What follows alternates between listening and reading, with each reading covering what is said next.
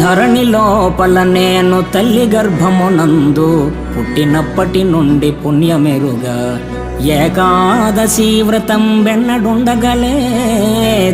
తీర్థయాత్రలకైన తిరుగలేదు, పారమార్థికమైన పనులు చేయగలేదు, భిక్ష మొక్కనికైనా పెట్టలేదు, జ్ఞానవంతులకైన పూని మ్రొక్కగలేదు, ఇతర దానములైన ఇయ్యలేదు.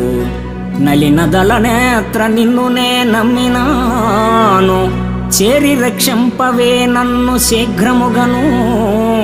భూషణ వికాస శ్రీధర్మపుర నివాస, దుష్ట సంహార నరసింహ దురిత దూర.